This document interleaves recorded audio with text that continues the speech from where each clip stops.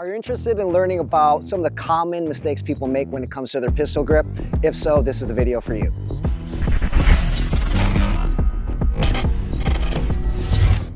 Hey, I'm Myles at Hyve, and we teach a lot of classes all over the country.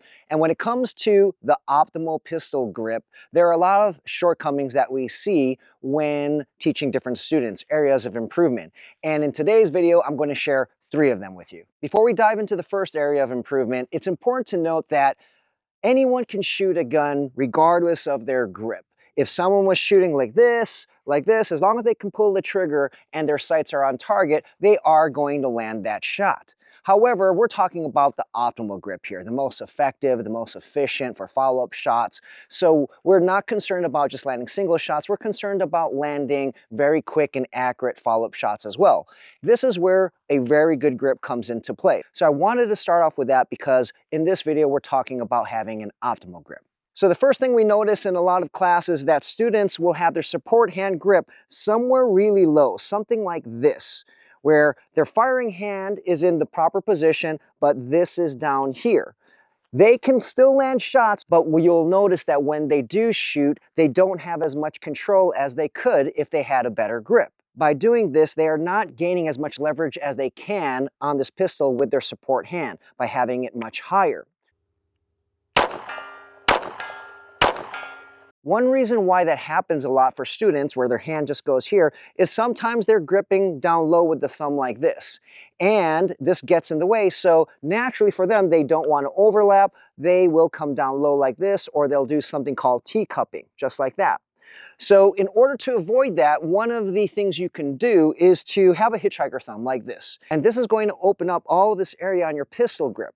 And the idea is to take the meaty area of your support hand, and you want to use this to cover that open area of the pistol. So with the thumb out of the way, I can do that. I can get much higher on the gun or the frame with my support hand. If this thumb is here, most people will do this, or again, they teacup. So this will allow you to get maximum leverage with your support hand, and it will lead to more predictable and consistent results downrange.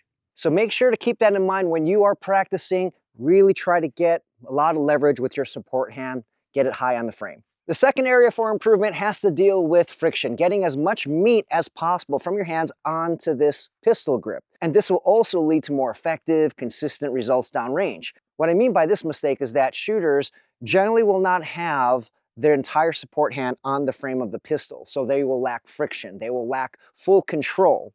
And this is typically going to look something like this, where my thumb is here on the pistol grip, just like that. And then what will happen is you'll see something like this, where the support hand, you can see the support hand here, right? But it is not touching the frame.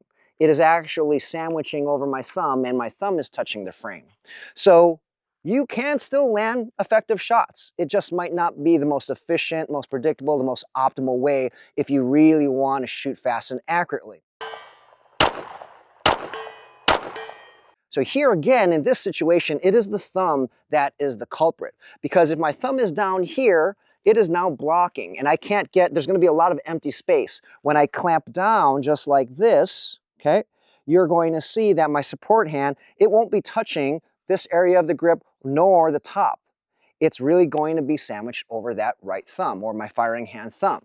So to correct this, the idea is the same thing. We want to get this thumb up, so we're creating kind of a hitchhiker thumb here, and this again allows me to get high, the first area of improvement, and then have full contact with the gun, full friction. This will allow you to have more control over the gun, leading to better results downrange. The third area of improvement deals with having a consistent grip, and this happens a lot in our classes.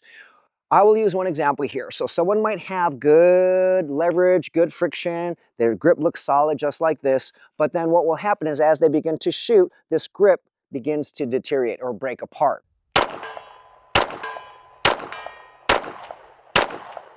This is going to really affect their follow-up shots and consistency of their accuracy and even speed. If the first shot has an ideal grip, and let's pretend we fast forward to the 6th shot. Now the 6th shot, all of a sudden my grip turns to this. Each shot does not have the same structure, so that can lead to different results, unpredictable results even. So what you want to do is ensure that you have a consistent grip from start to finish.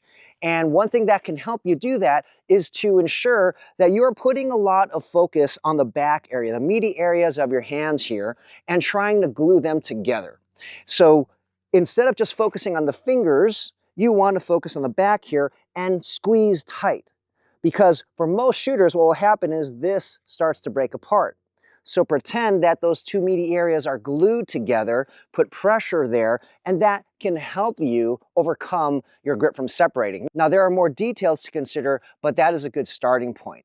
Because a lot of shooters, they'll be gripping very hard with their fingers, and when they do so, especially if you did martial arts, maybe you grappled or jiu-jitsu, when you squeeze with your fingers, the tendency is for you to pull your palms apart.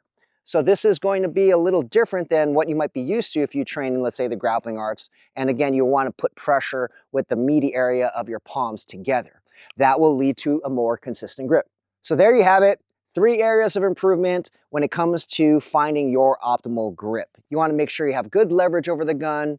You want to have good friction, meaning you have meat on every part of this grip, good contact with it. And then you need to ensure a consistent grip so that your grip doesn't break apart and you can rely on consistent results downrange. Anyway, I hope you liked the video. Let us know what you thought in the comments below. If you did like the video, please give us a thumbs up and don't forget to subscribe.